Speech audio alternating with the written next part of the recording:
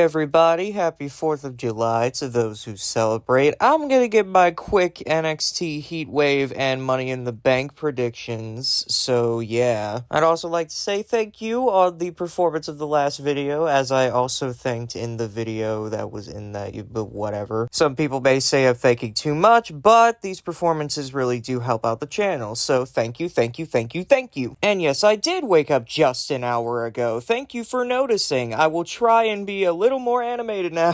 Anywho, for Money in the Bank, there wasn't really a pre-show match announced, so we're just gonna skip over that. NXT Heatwave will have one. First, I'm gonna start with the non-ladder matches, and then we'll get to the ladder matches. We're gonna start with this Bloodline 6-man tag between Cody, Orton, and Kevin against Bloodline 2.0. And I predict that Bloodline 2.0 are gonna win. They're not necessarily who I want to win. I'm not really moved by this group, but they've been doing better lately, so that my mind will probably change soon. As for Sami Zayn and Braun Breaker is concerned, I think we're gonna have a title change. I think Braun's gonna win, even though Triple H really does not like doing title changes on these B-show pay-per-views. PLEs, my apologies, but yeah. I predict that Damian Priest will retain against Seth Rollins, because it just wouldn't make sense storyline-wise for Priest to drop the belt now. I get what the stipulation of the match entails, but I'm not really moved by it, and I don't think Triple H wants to book an actual transitional champion in Seth Rollins, because we all know if Rollins wins, Gunter is 100% winning, so yeah. And as for these ladder matches, this is too tough to call. I honestly have no idea where these ladder matches could go. Any one of these people could win, if I'm being completely honest with you, except for maybe the returning Money in the Bank holders. I'm gonna start with the women. Now, the women's match is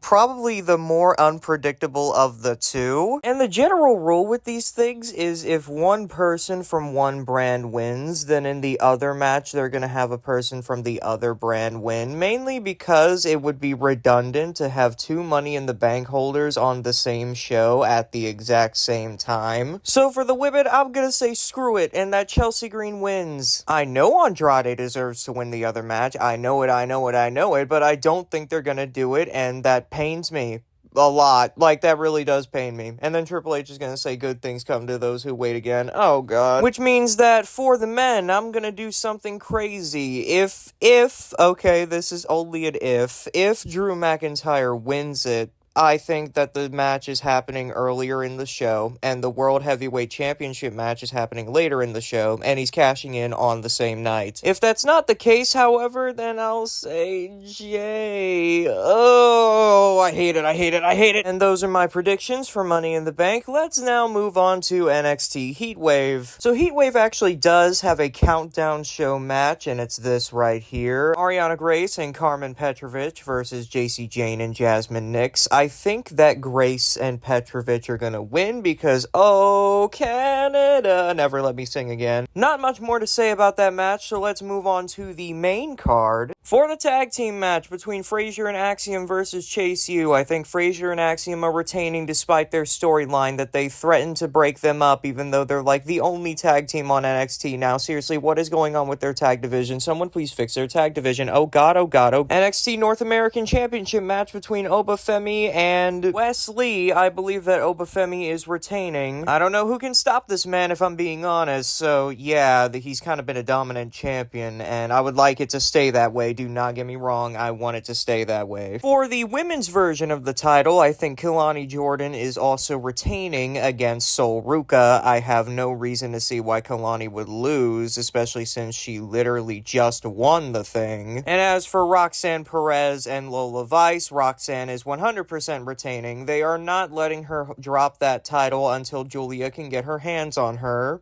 So, there you go. Not to discredit Roxanne, but I think as soon as Julia rocks up, she's losing. And then for the main event of the evening, it is a fatal four-way match for the NXT Championship between Trick Williams, Ethan Page, Javon Evans, and my guy, Shawn Spears. And as much as I would want Spears to win, and I know people are calling me crazy for that, shut up. I like who I like. Don't throw a fit now. I think we're gonna get a title change, and I think that Ethan Page is actually gonna win the match. Javon Vaught is too young to win that title. Trick retaining is also a safe prediction. And as for Shawn Spears goes, when you're a fan of this guy, you know he's just not gonna win anything, which pains my soul. Pains it all to hell, but hey, it's fine, it's fine, it's fine. I'm not sniffing copium, what are you talking about? Yeah, I think this weekend of shows ends with Ethan Page winning and becoming the new NXT champion. That's gonna do it for these predictions, and I will have another video sometime next week, probably, discussing whether or not I got these right or wrong. So, yeah, that's gonna do it. See you in the next one. Bye.